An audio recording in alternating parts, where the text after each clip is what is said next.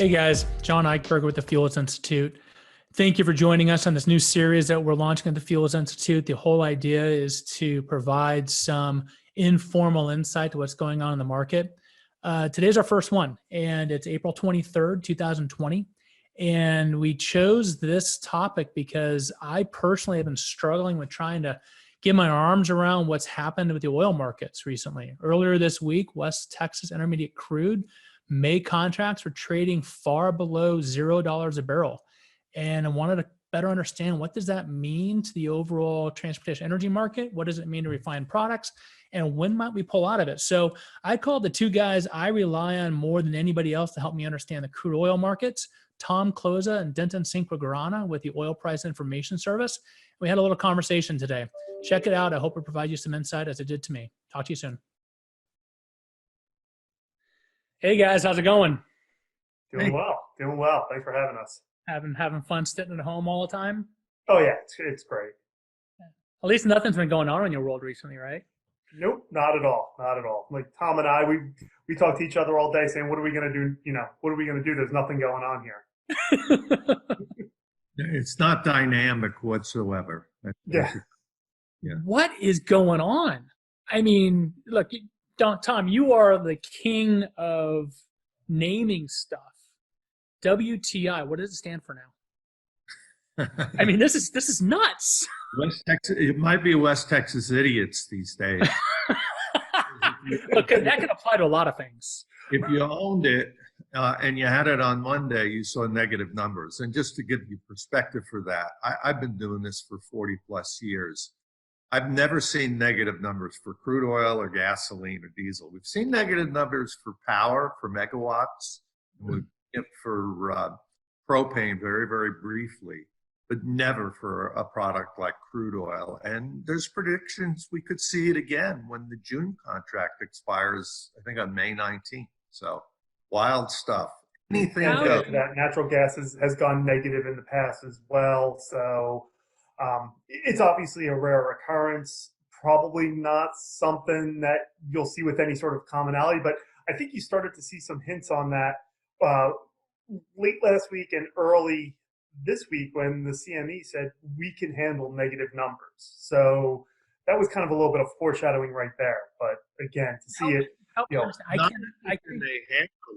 not only can they handle them, but they're going to introduce negative prices for options.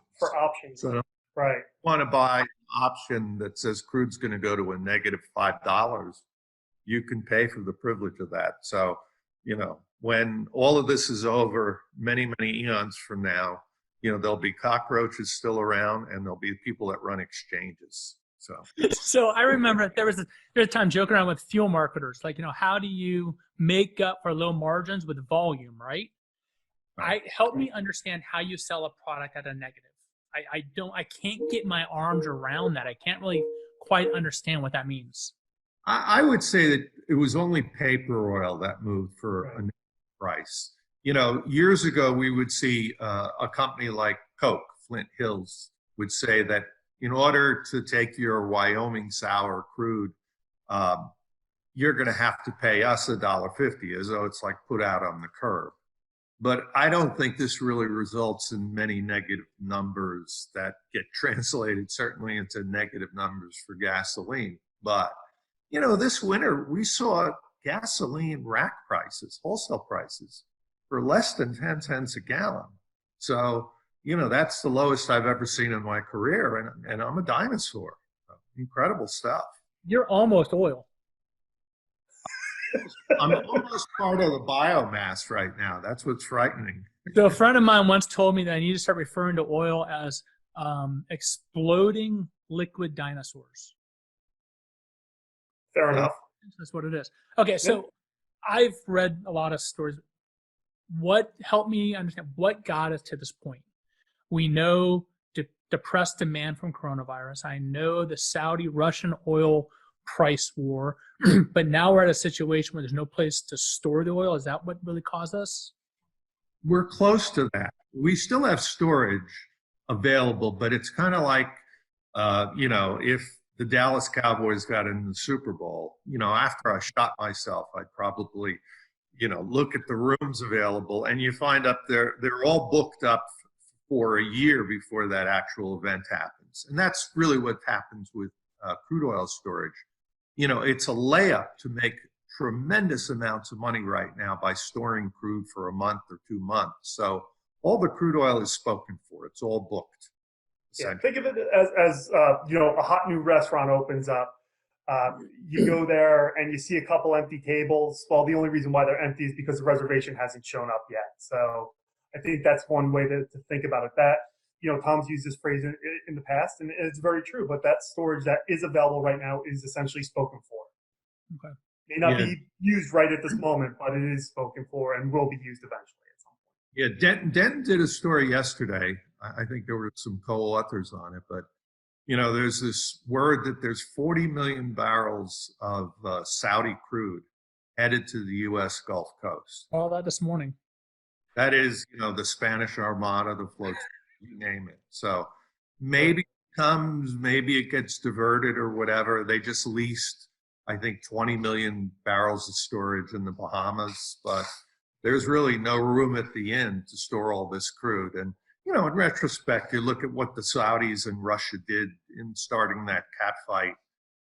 That was pretty ill-conceived because at that point, we knew that COVID-19 was going to really destroy a lot of demand.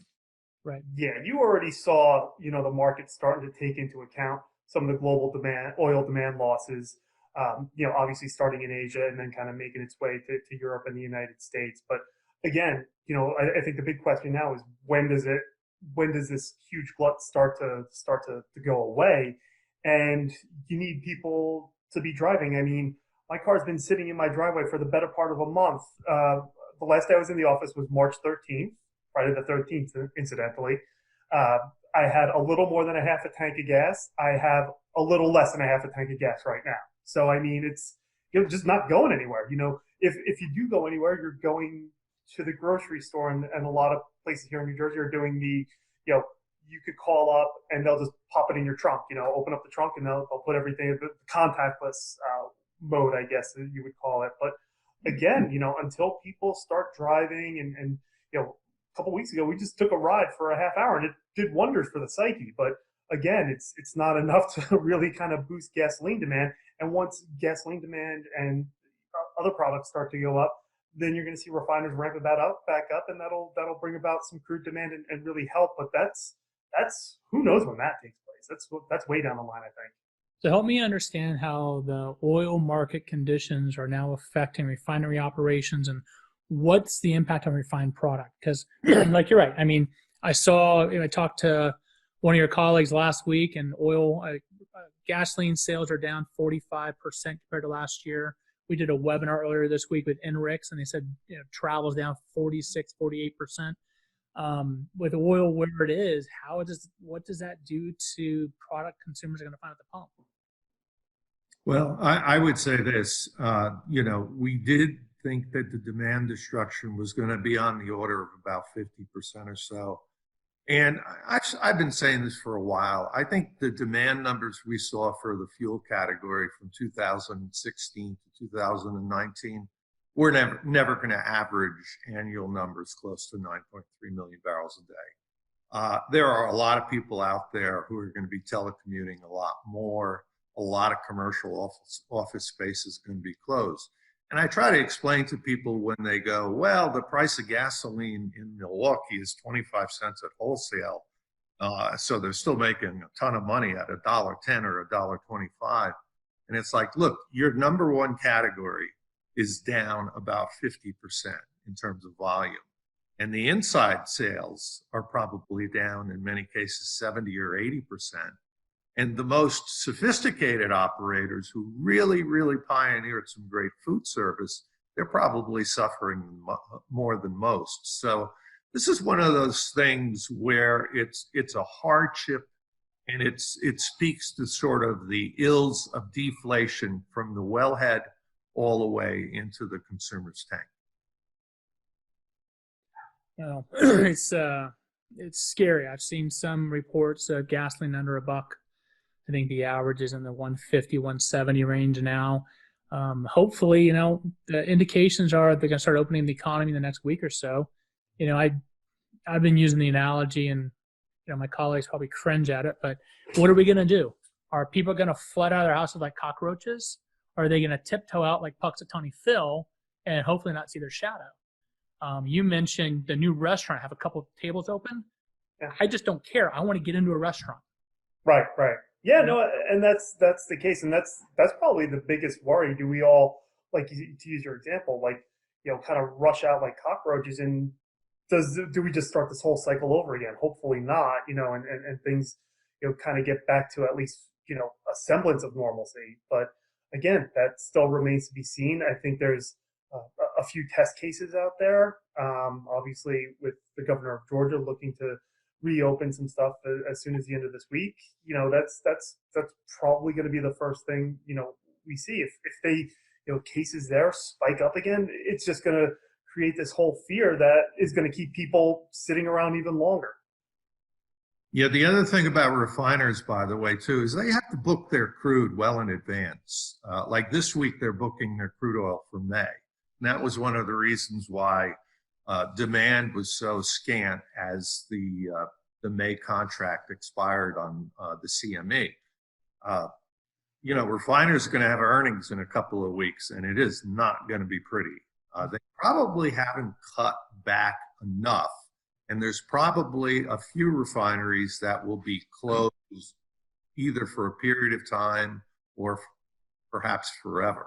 So it's a painful experience for them. And now what we're seeing is, gasoline was the big loser or the unwanted hydrocarbon, and jet fuel has just been a dog. Now we're seeing diesel start. Right. May is traditionally the worst month for global diesel demand. So that's going to impact refiners. It's going to impact retailers as well. It's going to be rough. What concerns me about the diesel demand numbers, because it goes directly into freight travel. And NREX is tracking that freight travel is now losing steam. It had held pretty steady for the first few weeks of the shutdown. The last couple of weeks, we're starting to see a reduction in miles traveled by the freight because the manufacturers have no place to send their product. The oil patch isn't doing anything, so all that travels off. And you see those regions seem to have the most decline in VMT for the diesel freight market. That's, from an economic perspective, that terrifies me. Well, think about it from this point here, this data point. There's 480,000 school buses across the country. Yeah. Most of them, the great majority of them, use diesel. There's probably 36,000 motor coaches that take people to national parks and Disney, and something like 100,000 transit buses, all idle, almost all use diesel. And diesel is a product that gets used a lot, for oil shale plays, and shale is in a lot of trouble. Even in West Texas, where probably the costs are lower than any other point. So this is rugged. I think people for years have thought, oh, deflation would be a great thing. I'll be able to get a cheap house. I'll be able to get a cheap car. We are talking low interest rates now, but deflation is the enemy of a lot of folks. That's right. And the more to Tom's point is you look at port traffic, and that's down significantly as well. So imports, exports, that means, looking at data from the Port of LA from March, total imports and exports were down like 30%, 25% down on the import side of it. So that means those container ships are not coming in. They're not getting loaded onto a truck. The truck isn't taking them to, the train yard to put on a train to bring into the middle of the country. So again, commerce is obviously really slowed, and diesel is, I think the problems for diesel are really just kind of getting started. All right. So I was talking to a buddy this morning, and he's got some experience in the oil and gas industry. And we were chatting about, the market's always been cyclical. You always have these boom and busts, and typically during a bust, everybody gets fired and laid off. And then all of a sudden we have a recovery and we're scrambling to produce product. I've seen some projections that oil could hit $30, $40 again in the next couple months on contracts as the economy starts to reopen. How long because this has been temporary dislocation, and it's going to be a temporary situation that we'll come out of, but how long and what are the long-term implications of this? I mean, if we're starting to shut down wells, if we're starting to shut down refineries, you say, Tom, and then demand starts to pick up again, what's our ability to get back to where we need to be? How long is it going to take us to clear out of this? Well, there will be a shock, because even if you look at current gasoline demand, it's about 5 million barrels a day, which, by the way, is about where it was in March of 1968. So let's say we save a little bit of the driving season. We're probably losing the first third or half of it. And demand for gasoline goes up 50% to 7.5 million barrels a day. That's a high number. It's still 2 million barrels a day lower than last year. But name a supply chain that can handle a 50 or a 60% increase in demand over a short period of time. And there aren't too many supply chains. They don't exist. So I think, at some point when there's a violent turn toward normalcy, it's going to be quite a bit of a shock. I think that most of the upward pressure on crude oil comes in the last third of this year in 2021. Gasoline, let's hope there's a driving season. Let's hope that we're all able to go out and about, and we have to deal with that. But refiners may overreact in the next couple of weeks. And it might be, I thought there was an oil glut, and now all of a sudden the price of gas is moving up 5 cents every 3 days. That could happen. And see, that's what concerns me, is you're going to get a situation where people are going to expect we have everything, all of our storage is full. So we have all this oil sitting there. And then we have gasoline prices down. And then we're going to start driving again. And the American public is going to think, well, the product's there. Why don't we just bring it to us? They don't understand that it's just-in-time inventory at the retail wholesale side. We don't have million-gallon underground storage tanks sitting on the refined product. Right. And when prices are doing what they're doing, you don't want to carry too much inventory because you don't know what's going to happen next. Yeah, and that's one of the things you're probably going to see during this earnings season is refiners talking about how much the cost of those gallons that they have sitting in storage, those gallons and barrels that they have sitting in storage, and eventually they're going to have to kind of unload that, and it's going to bring up, well, obviously it seems kind of counterintuitive that unleashing that would bring up prices, but it would help bring up prices. Yeah. In the short term. But again, it goes kind of what Tom's saying about the demand shock. I think it'll be a little bit more fragmented. So for example, where Tom is in Florida, they may start to bring the economy back a little bit faster than, say, here in New Jersey, where New Jersey and New York. And you got to remember, in Florida, we like to weld two big cars from a Martin Scorsese movie together, wear a house coat, and put some snakes and sort of fuzzy dice and hat. You guys can't see or drive, so I don't know why you do that. Is it for personal protection, like the tank mentality? Well, I will say this much, though, that you have to keep in mind, and I'm not making this up. It's April 23rd, and the Gulf of Mexico water temperature is 86 degrees. Now, we know what happens in that cauldron. And, probably in another few weeks, we'll see some of the forecasts for the Atlantic hurricane season, but that could be really, really complicated if it cooks up a couple of major storms. Thanks for the uplifting thought. Yeah. Really appreciate that. I'm not a motivational speaker. Tony Robbins, he is not. This is true. Although, the hair, you got to grow the mustache and the goatee. Yeah, I'm starting to lose the hair, though. I've noticed it this winter for the first time ever. It's hard to believe, but it's happening. Oh, Fred and I are smiling. Fred and I are smiling. All right, guys, I got to run. Thanks a lot. Let's catch up again soon, and stay safe. Keep doing what you guys are doing. I really appreciate everything you guys are doing. Okay. Thanks, Tom. Talk to you later. Take care. Take care.